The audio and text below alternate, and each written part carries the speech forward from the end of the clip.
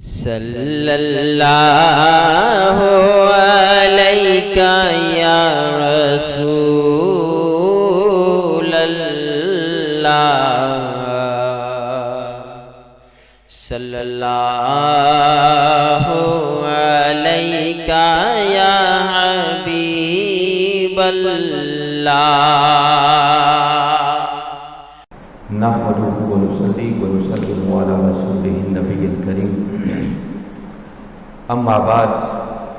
فاعوذ باللہ من الشیطان الرجیم، بسم اللہ الرحمن الرحیم۔ قال اللہ تبارک و تعالی فی القرآن المجید، فَأَمَّا مَنْ آتَى وَاتَّقَى وَصَدَّقَ بِالْحُسْنَى فَسَنُيَسِّرُهُ لِلْيُسْرَى وَأَمَّا مَنْ بَخِلَ وَاسْتَغْنَى وَكَذَّبَ بِالْحُسْنَى فَسَنُيَسِّرُهُ لِلْعُسْرَى۔ صدق اللہ العظیم۔ معزز حاضرین و سامعین، السلام علیکم ورحمۃ اللہ وبرکاتہ۔ سورہ اللیل کی روشنی میں پچھلے جمعۃ المبارک ہم نے جس مضمون کا آغاز کیا تھا اس کے کچھ حصے پر بات ہو سکی تھی۔ آج ہم انشاءاللہ بقیہ حصے کو کمپلیٹ کرنے کی کوشش کریں گے کہ واقعہ کربلا پر جب نظر دوڑاتے ہیں تو دو بنیادی سوال انسان کے ذہن میں پیدا ہوتے ہیں، جن میں سے پہلا سوال یہ ہے کہ امام عالی مقام امام حسین علیہ السلام نے میدان کربلا میں اتنی بڑی قربانی دی کہ اپنا سب کچھ ہی راہ خدا میں قربان کر دیا، مگر کسی ایک مرحلے پر بھی ان کے قدم ڈگمگائے نہیں گئے، ان کے پائے استقامت میں لغزش نہیں آئی، زبان پر کوئی شکوہ نہیں آیا۔ اور میں نے عرض کیا تھا کہ شکوہ تو بڑی دور کی بات ہے، بلکہ آخری لمحات میں سب کچھ لٹا چکنے کے باوجود بھی نواسۂ رسول امام عالی مقام امام حسین علیہ السلام کے اطمینان کا عالم یہ تھا کہ آخری لمحات میں بھی انہوں نے شکرانے کے طور پر سر سجدے میں رکھا ہوا تھا۔ تو بنیادی بات جس میں میں روشنی ڈال رہا تھا کہ ہمیں اللہ کی راہ میں اگر چند ٹکے بھی دینے پڑ جائیں تو انسان ہزار مرتبہ سوچتا ہے کہ دوں یا نہ دوں۔ وہ کئی بار ارادے بناتا ہے اور کئی بار ارادے توڑتا ہے، مگر حیرت کی بات ہے کہ امام عالی مقام امام حسین علیہ السلام نے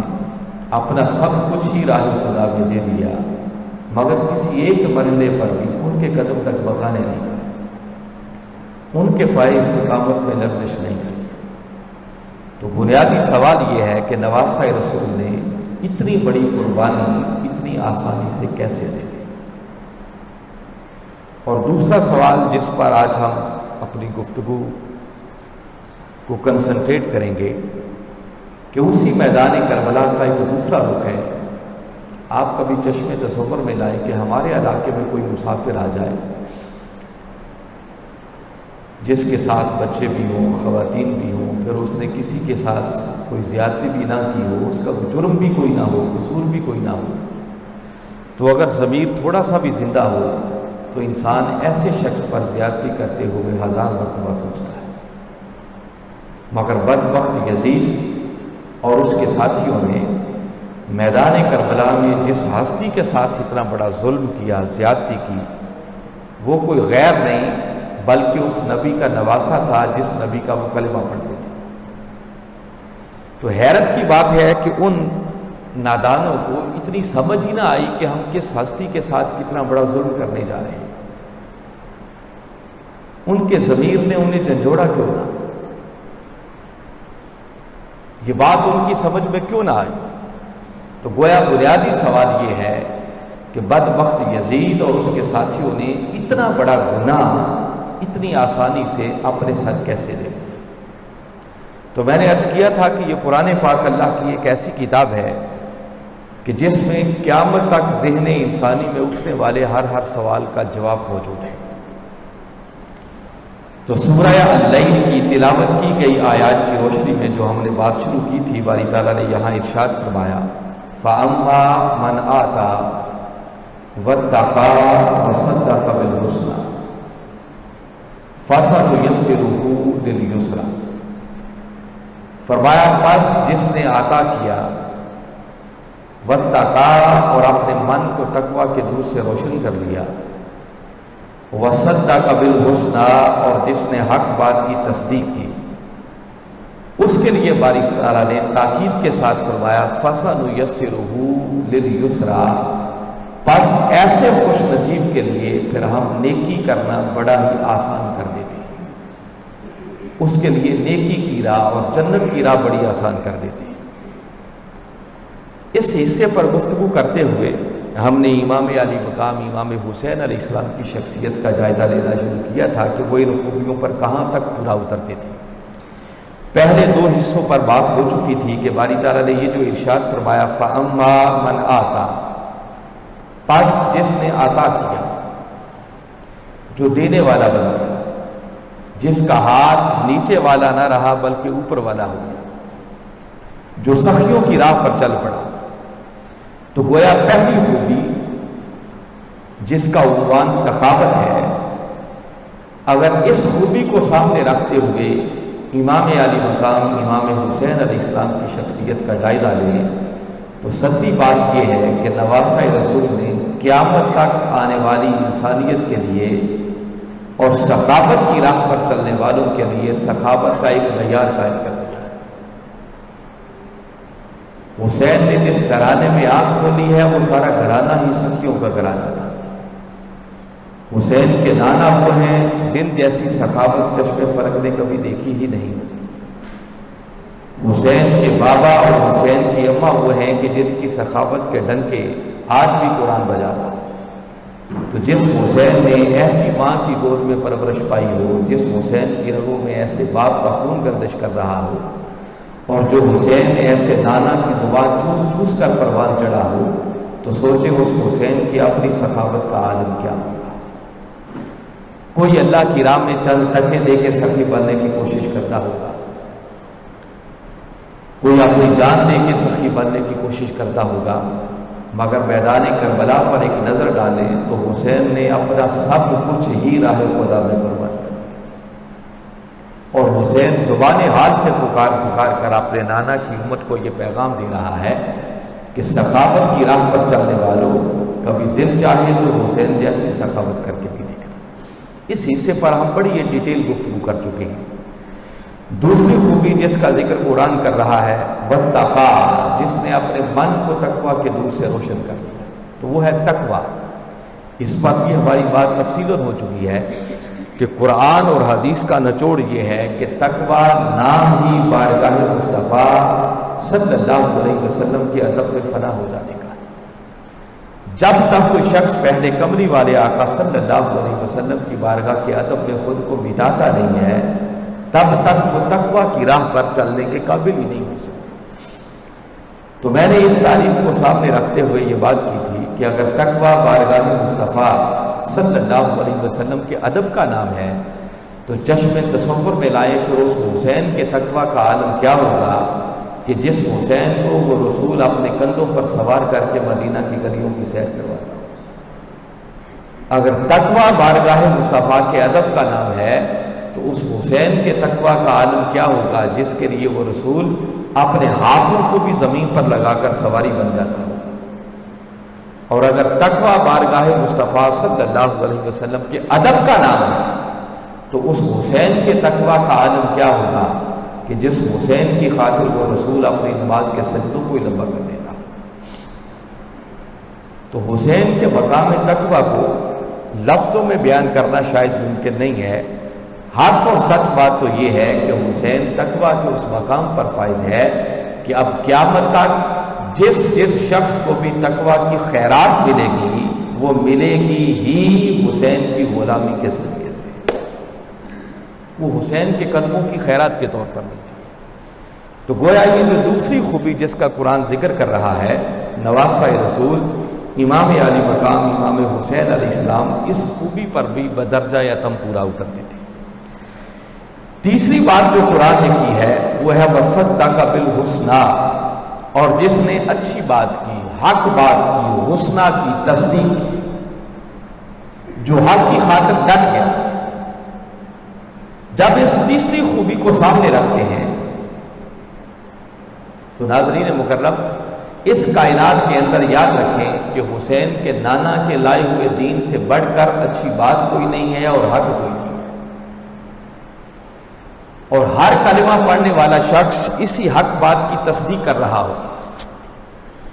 جب کوئی شخص کلمہ پڑھ کے اسلام کو قبول کرتا ہے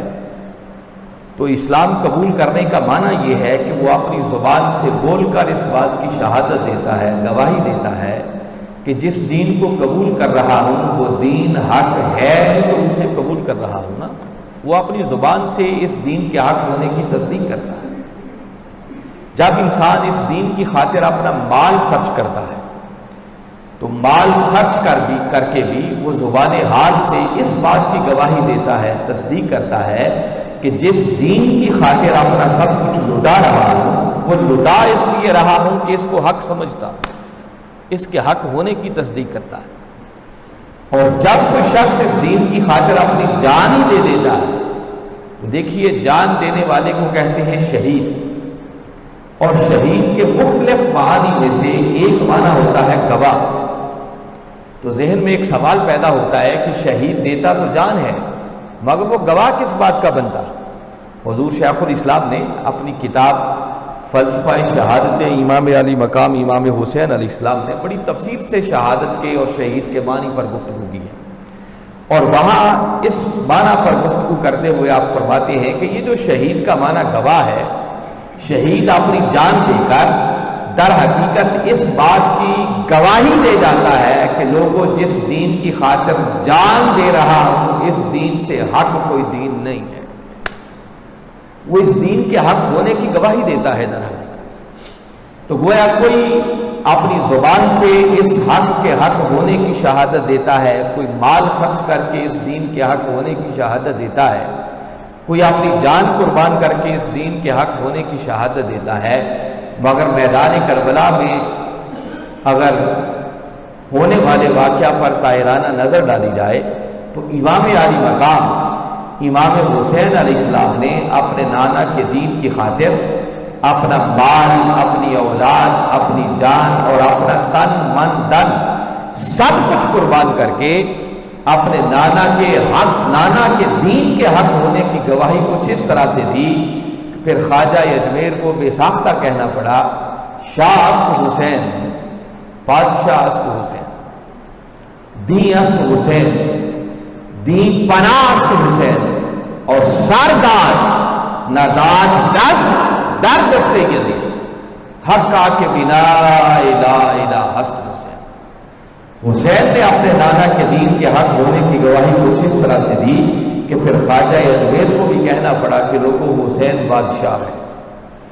اور حسین بادشاہ ہی نہیں بلکہ حسین بادشاہوں کا بھی بادشاہ ہے۔ اور اگلی خاص بات جو انہوں نے فرمائی وہ فرماتے ہیں کہ دین است حسین، کہ حسین نے اپنے نانا کے دین کی گواہی، حق ہونے کی گواہی کچھ اس طرح سے دی ہے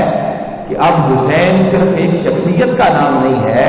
بلکہ اب دین حسین ہے اور حسین دین ہے، اور دین پناست حسین کہہ کے فرما رہے ہیں کہ دین کو پناہ بھی ملی تو حسین کے دامن میں۔ اور تیسرے مصرے میں فرما رہے ہیں کہ سرداد نداد دست در دست یزید، کہ حسین نے سر تو دے دیا مگر یزید کے ہاتھوں میں ہاتھ نہیں دیا، یزید کی بیعت نہیں کی، حقا کے بنا الہ الہ ہست حسین، کہ حسین نے اپنا سب کچھ دینا تو گوارا کر لیا مگر یزید کی بیعت نہیں کی۔ اور حق بات تو یہ ہے کہ اب لا الہ کی اور دین کی اصل بنیاد ہی حسین ہے۔ تو گویا اس تیسری خوبی کو بھی دیکھیں تو نواسہ رسول نے جس طرح اس دین کے حق ہونے کی گواہی دی ہے، شاید قیامت تک چشم فلک کو ایسا منظر دیکھنے سے بھی قاصر رہے گی۔ تو قرآن نے 3 خوبیاں بیان کی تھیں اور نواسہ رسول کی شخصیت ان تینوں خوبیوں پر بدرجہ اتم پوری اترتی ہوئی نظر آ رہی ہے۔ اور قرآن نے اعلان یہ کیا تھا، تھیوری یہ بیان کی تھی کہ جو شخص بھی اپنے کردار کے اندر یہ 3 خوبیاں پیدا کر لے گا، اس کے لیے باری تعالیٰ نے اعلان کیا تھا فَسَنُيَسِّرُهُ لِلْيُسْرَىٰ، کہ پس پھر ہم ایسے شخص کے لیے نیکی کی راہیں بڑی ہی آسان کر دیتے ہیں، اس کے لیے جنت کی راہ بڑی آسان کر دیتے ہیں۔ تو اب نواسہ رسول چونکہ ان تینوں خوبیوں پر پورا اترتے تھے، تو وعدہ خداوندی کے مطابق نواسہ رسول کے لیے نیکی کی راہیں اور جنت کی راہیں آسان خود خدا نے کر دی تھی۔ اور وہ بنیادی سوال جہاں سے ہم نے اپنی بات کا آغاز کیا تھا کہ وہ کون سا ایسا فلسفہ تھا، اصول تھا کہ جس کی وجہ سے نواسہ رسول کے قدم کسی مرحلے پر ڈگمگائے نہیں گئے۔ آپ نے حضرت عباس کے کٹتے ہوئے بازو اپنی آنکھوں سے دیکھے، مگر حق کی طرف اٹھے ہوئے آپ کے قدم ڈگمگائے نہیں۔ آپ نے اولو محمد کے لاشیں گرتے ہوئے اپنی آنکھوں سے دیکھے، حضرت قاسم کی شہادت کو اپنی آنکھوں سے دیکھا، 6 ماہ کے معصوم علی اصغر نے آپ کے ہاتھوں میں دم توڑا، اور 18 سالہ علی اکبر کا لاشا حسین خود اپنے ہاتھوں سے اٹھا کر لایا، مگر کسی ایک مرحلے پر بھی حسین اپنے موقف سے پیچھے نہیں ہٹا، حسین کے قدم ڈگمگائے نہیں گئے۔ نداد دست در دست یزید، جو خواجہ اجمیر کہتے ہیں کہ حسین نے سب کچھ تو دے دیا مگر یزید کے ہاتھوں میں ہاتھ نہیں دیا، اپنے موقف سے پیچھے نہیں ہٹے۔ یہ جو حسین استقامت کے ساتھ ڈٹے رہے اور خالی یہ قربانیاں ہی نہیں دیں، بلکہ اب حسین کو نظر آ رہا تھا کہ چند لمحوں کے بعد میری روح بھی کف سے انسری سے پرواز کرنے والی، میرا انجام بھی شہادت بننے والا ہے، اور پھر اس پر بھی ان کی نگاہ ہوگی کہ میرے بعد پیچھے خواتین ہیں، مستورات ہیں، بچے ہیں، ان کے ساتھ یہ کیا ظلم کریں گے۔ مگر یہ سارا کچھ دیکھ کر بھی حسین اپنے موقف سے پیچھے نہیں ہٹا، حسین کی نیکی کی طرف اٹھے ہوئے قدم ڈگمگائے نہیں، بلکہ حسین آگے سے آگے بڑھتا ہی چلا گیا۔ تو سوال یہ تھا کہ حسین کے قدم اتنی پریشانیوں کے باوجود بھی ڈگمگائے کیوں نہیں، حسین کے پائے استقامت میں لغزش کیوں نہیں آئی؟ تو گویا امام علی مقام امام حسین علیہ السلام نے 14 صدیاں پہلے قرآن کی بیان کردہ اس تھیوری کو پریکٹیکلی ثابت کیا۔ فرمایا یہ جو قرآن اعلان کر رہا ہے کہ جو شخص اپنے کردار میں 3 خوبیاں پیدا کر لے پھر اللہ اس کے لیے نیکی کی راہیں آسان کر دیتا ہے، تو فرمایا یہ جو تم سوچتے ہو کہ میرے قدم کسی مرحلے پر ڈگمگائے کیوں نہیں، تو قرآن کی اس تھیوری کو پریکٹیکلی تمہارے سامنے رکھ رہا ہو کہ سب کچھ قربان ہوتا رہا مگر میرے قدم ڈگمگائے نہیں ہیں۔ ڈگمگائے اس لیے نہیں کہ ایک یزید تو کیا، اگر حسین کے راستے میں کروڑوں یزید بھی آ جاتے تو حسین کے قدم ڈگمگا نہیں سکتے تھے، اس لیے کہ حسین کے لیے جنت اور نیکی کی راہیں جو آسان خود خدا نے کر دی تھی۔ تو جس کے لیے خدا راہیں آسان کرنے والا ہو، پھر اس کے راستے میں رکاوٹوں کے، پریشانیوں کے پہاڑ بھی آ جائیں تو اس کے نیکی کی طرف اٹھے ہوئے قدم کبھی رک نہیں سکتے۔ اور ہمیں اس بات سے سبق یہ ملتا ہے کہ اگر ہم چاہتے ہیں کہ زندگی کے اندر نیکی کرتے ہوئے ہمارے قدم بھی ڈگمگانے نہ پائیں، ہمارے پائے استقامت میں لغزش نہ آئے، شیطان ہمارے اوپر حملہ آور نہ ہو سکے، شیطان کا وار کارگر نہ ہو سکے، تو نواسہ رسول زبان حال سے پکار کر بتا رہے ہیں کہ لوگوں آؤ، قرآن کی بیان کردہ اس حقیقت کے مطابق تم بھی اپنے کردار میں 3 خوبیاں پیدا کرنے کی کوشش کرو، جس میں پہلی خوبی یہ ہے کہ ہمیشہ دینے والے بنو، کبھی لینے والے نہ بنو۔ تمہارا ہاتھ نیچے والا نہیں بلکہ ہمیشہ اوپر والا ہونا چاہیے، ہمیشہ سخاوت کی راہ پر چلو۔ اللہ نے زیادہ دیا ہے تو زیادہ میں سے دو، اللہ نے تھوڑا دیا ہے تو تھوڑے میں سے دو۔ اس بات کے انتظار میں نہ رہو کہ کروڑ پتی بنیں گے تو تب ہم بھی دیں گے، نہیں، اللہ نے جتنا دیا ہے، کیونکہ نصاب تو زکوٰۃ والوں کے لیے شرط ہے نا، تو بالعموم تقوی والوں کے لیے تو باری تعالیٰ نے فرمایا وَمِمَّا رَزَقْنَاهُمْ يُنْفِقُونَ، یہ ما عموم پر دلالت کرتا ہے کہ جس کو جو کچھ اور جتنا بھی ہم نے دیا ہے، فرمایا جب تک وہ ہمارے دیے ہوئے میں سے ہماری راہ پہ خرچ نہیں کرتا اس وقت تک وہ تقوی کی راہ پر چلنے کے قابل نہیں ہو سکتا۔ تو ہمیشہ دینے والے بنو۔ اور دوسری خوبی جس کا ذکر قرآن کر رہا ہے وہ ہے وَاتَّقَا، کہ ہمیشہ اپنے من کو تقوی کے نور سے روشن کر لو۔ اور جو معنی میں نے آپ کے سامنے رکھا تھا اس کی روشنی میں دیکھیں تو ہمیشہ نواسہ رسول امام علی مقام امام حسین علیہ السلام کے نانا کے ادب میں خود کو فنا کرنا سیکھو. کملی والے آقا کی بارگاہ کی کبھی بے ادبی کا تصور بھی نہ کرو. اس خوبی کو اپنے اندر پیدا کرو کہ ہمیشہ ان کی بارگاہ کے ادب میں جھکنا سیکھو, مٹنا سیکھو. اور تیسری بات وصدق بالحسنی کہ زندگی کے اندر حق کو حق کہنا سیکھو, باطل کو باطل کہنا سیکھو, حق کی خاطر ڈٹ جانا سیکھو. نواسہ رسول زبان حال سے یہ پیغام دے رہے ہیں کہ لوگوں اگر آج تم بھی یہ 3 خوبیاں اپنے کردار میں پیدا کر لو تو حالات جتنے مشکل بھی آ جائیں تمہارے نیکی کی طرف اٹھے ہوئے قدم کبھی رک نہیں سکتے ہیں, کیونکہ پھر راہیں آسان خدا کر دیتا ہے. اور جس خوش نصیب کے لیے خدا آسانیاں پیدا کر دے پھر دنیا کی مشکلات بھی اکٹھی ہو کر اس کے راستے میں آ جائیں تو اس کے راستے میں رکاوٹ پیدا نہیں کر سکتی, چونکہ ایسے خوش نصیب کے لیے پھر اللہ راہیں آسان کر دیتا. تو یہ پہلا سبق ہے ان آیات کے اندر ہمارے لیے. اب اگر دوسرے حصے کو دیکھیں تو اس میں باری تعالیٰ نے 3 برائیوں کا ذکر کیا ہے. فرمایا وَأَمَّا مَن بَخِلَ, جس نے بخل کی راہ اختیار کی, جس نے کنجوسی کی, جس نے اپنے ہاتھ کو روک لیا. اور دوسرے نمبر پر آگے فرمایا وَاسْتَغْنَا, اور جو بے نیاز ہو گیا, مستغنی ہو گیا. کس بات سے مستغنی ہو گیا؟ وہ خدا کے خوف سے مستغنی ہو گیا, وہ غریبوں اور حاجت مندوں کی ضروریات سے مستغنی ہو گیا. اور تیسری برائی جس کا ذکر کیا وہ ہے وَكَذَّبَ بِالْحُسْنَى, اور جس نے حق بات کی تکذیب کی, جس نے حق کو جھٹلایا. فرمایا کہ 3 برائیاں جس شخص کے کردار میں پائی جائیں گی اس کے لیے باری تعالیٰ نے اعلان کیا فَسَنُيَسِّرُهُ لِلْعُسْرَىٰ, کہ ہم ایسے بدبخت کے لیے پھر تنگی کی راہ اور جہنم کی راہ بڑی ہی آسان کر دیں گے. اس کو سمجھ ہی نہیں آتی کہ میں کس دلدل کی طرف بڑھتا چلا جا رہا ہوں. ایسے آنکھوں کے پردے پڑ جاتے ہیں, پٹی آ جاتی ہے کہ اس کو حقیقت سمجھ میں نہیں آتی. اب اگر ان 3 برائیوں کو دیکھیں تو بدبخت یزید کے اندر یہ تینوں برائیاں بدرجہ اتم پائی جاتی تھی. پہلی برائی جس کو قرآن کنجوسی اور بخل کے ساتھ تعبیر کر رہا ہے, بدبخت یزید صرف بخیل ہی نہیں تھا بلکہ اس نے تمام تر مسائل تنہا اپنے قبضے میں جمع کر لیے تھے. غریبوں کے حقوق پر ڈاکے ڈالنے والا تھا. دینا تو بڑی دور کی بات ہے کہ کسی کو دیتا, وہ غریبوں کے حقوق بھی سلب کر کے سارے اپنے قبضے میں جمع کرنا چاہتا تھا اور پریکٹیکلی ایسا کر رہا تھا. پھر دوسری برائی جس کا ذکر کرتا ہے بس مراد کرتا ہے وَاسْتَغْنَا, جو خدا کے خوف سے بے نیاز ہو گیا. اور چشم تصور میں لائے اس بدبخت کی خدا کے خوف سے بے نیازی کا عالم یہ تھا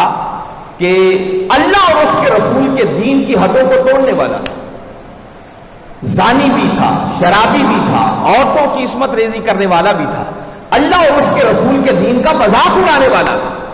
غریبوں کے حقوق پر ڈاکے ڈالنے والا تھا. اور تاریخ آگے بتاتی ہے کہ واقعہ کربلا تو جو ہوا سو ہوا, وہاں تو اس نے بدبختی کی. پھر اس بدبخت نے اگلے سال مدینہ منورہ پر حملہ کر دیا اور 3 دن کے لیے اپنے بدبخت فوجیوں کے لیے شہر مدینہ کو حلال کر دیا. مسجد نبوی کے اندر 3 دن تک گھوڑے, خچر اور اونٹ باندھے گئے. اذانوں اور نمازوں کا سلسلہ منقطع کر دیا. آپ چشم تصور میں لائیں کہ کس قدر خدا کے خوف سے بے نیاز ہو. اور اس کی بدبختی یہاں بھی نہیں رکی, پھر اس بدبخت نے اپنی فوجوں کے ذریعے اللہ کے گھر پر, خانہ کعبہ پر حملہ کیا. منجنیکوں کے ذریعے پتھر برسائے حتیٰ کہ خانہ کعبہ کو آگ لگا دی گئی اور اس کی دیواریں تک منہدم ہو گئی. اور اسی بدبختی کے دوران اس کا آخری وقت آیا اور اللہ کے عذاب نے اس کو اپنی گرفت میں لے لیا اور وہ واصل جہنم ہوا. تو میں جسٹ ایک ہلکی سی پکچر آپ کے سامنے رکھ رہا ہوں, چونکہ دامنے وقت میں اتنی گنجائش نہیں ہے کہ یہ جو ہے کہ وہ خدا کے خوف سے بے نیاز ہو چکا تھا, یا قرآن جس بات کا ذکر کر رہا ہے وَاسْتَغْنَا, اور جو خدا کے خوف سے بے نیاز ہو گیا تو وہ بدبخت یزید خدا کے خوف سے واقعتاً بے نیاز ہو چکا تھا۔ اور پھر تیسری بات جس کا ذکر قرآن کر رہا ہے وَكَذَّبَ بِالْحُسْنَىٰ، اور جس نے حق بات کو جھٹلایا، جس نے حق بات کی تکذیب کی۔ تو میں پھر بتا رہا ہوں کہ جیسے پچھلے حصے میں میں نے ذکر کیا کہ کملی والے آقا صلی اللہ علیہ وسلم کے لائے ہوئے دین سے بڑھ کر حق کوئی نہیں ہے، اور بدبخت یزید اسی دین کا انکار کر رہا تھا۔ وہ زبان سے کلمہ ضرور پڑھتا تھا مگر دور دور تک بھی اس دین سے اس کا کوئی واسطہ اور تعلق نہ تھا۔ آپ ایک لمحے کے لیے چشم تصور میں لائیں، اگر اس دین کے ساتھ اس کا تعلق اور واسطہ ہوتا تو کیا وہ نواسہ رسول جن کے بارے میں وہ سب کچھ جانتا تھا کہ ہمارے نبی کے کندھوں پر سواری کرنے والا،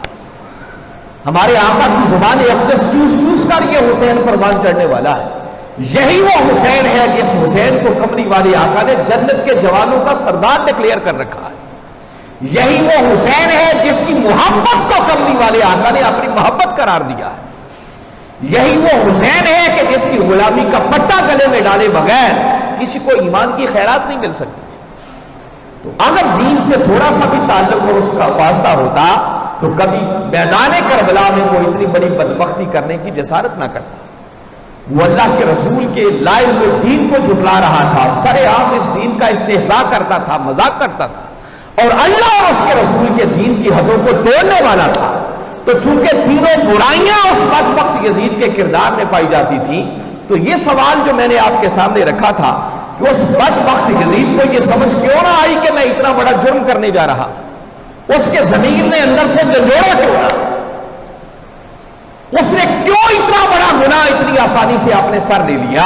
تو قرآن اس کا جواب دے رہا ہے کہ بدبخت یزید نے اتنا بڑا گناہ اتنی آسانی سے اپنے سر اس لیے لیا چونکہ یہ تینوں برائیوں کا وہ مرکب تھا، مجموعہ تھا۔